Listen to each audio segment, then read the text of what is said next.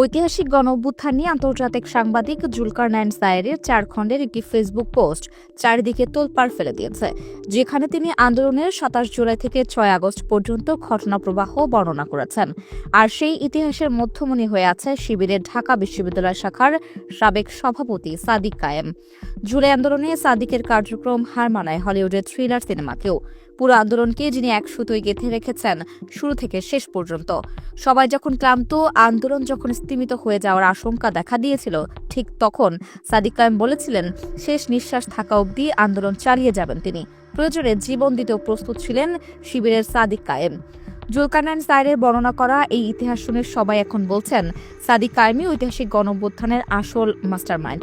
সাদিকই সব সমন্বয়কের আসল সমন্বয়ক। তিনি আমাদের ইমাম। এই জাতির সারা জীবন সাদিক কায়েমের প্রতি কৃতজ্ঞ থাকবে। অথচ শুরু থেকেই বাংলাদেশের মিডিয়া মাহফুজ আলমকেই আন্দোলনের মাস্টারমাইন্ড হিসেবে উপস্থাপন করে আসছে। এমনকি প্রধান উপদেষ্টা ডক্টর মোহাম্মদ ইউনূসও মাহফুজ আলমকে বিশ্ববাসীর সামনে মাস্টারমাইন্ড হিসেবে উপস্থাপন করেছেন। যদিও মাহফুজ নিজে কখনো নিজেকে মাস্টারমাইন্ড দাবি করেননি, বরং বারংবার এই মিডিয়া হাইপকে প্রত্যাখ্যান করে এসেছেন। তবুও শুরু থেকে তার গায়েই লেগে আছে মাস্টারমাইন্ডের তকমা। তবে জুলকারনাইন সায়ের সত্য ঘটনা সামনে নিয়ে আসার পর সবাই এখন উপলব্ধি করতে পারছেন, যদি কাউকে মাস্টারমাইন্ড খেতাব দেয়া হয় তবে সেটা সাদিক কায়েমই পাবার যোগ্য। প্রথম সারির সমন্বয়কদের অ্যাম্বুলেন্সে করে নিরাপদ আশ্রয়ে পৌঁছে দেয়া থেকে শুরু করে আন্দোলনের স্টেক হোল্ডারদের সাথে যোগাযোগ সব একাই সামলিয়েছেন সাদিক কায়েম। আন্দোলনে নেতৃত্ব দেয়া বাকি সমন্বয়করা প্রায় সবাই কোনো না কোনো সময়ে এক দফা দাবি দিতে দ্বিধাদ্বন্দ্বে ছিলেন অনিশ্চিত ভবিষ্যতের ভয়ে। একমাত্র সাদিক কায়েমই দৃঢ় বিশ্বাস নিয়ে অটল ছিলেন। পতন ঘটিয়েছেন শেখ হাসিনার মতো এক দানবকে।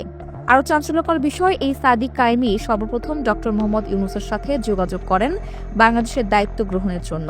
এমনকি 6 আগস্ট ভোরবেলা সাদিক কায়েমই জুলকারনাইন সায়েরকে ফোন দিয়ে জানান ডক্টর মোহাম্মদ ইউনূস অন্তর্বর্তীকালীন সরকারের প্রধান উপদেষ্টা হতে রাজি হয়েছেন। এর আগে শেখ হাসিনা পালিয়ে যাবার পর সাদিক কায়েম জুলকারনাইন সায়েরকে ফোন দিয়ে আনন্দে কেঁদেছিলেন।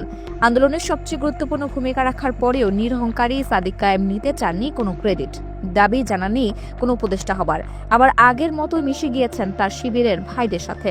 তবে যতদিন জাতি এই গণঅভ্যুত্থানকে ধারণ করবে, ততদিনই সাদিক কায়েমের নাম উচ্চারিত হবে আন্দোলনের সেনাপতি হিসেবে।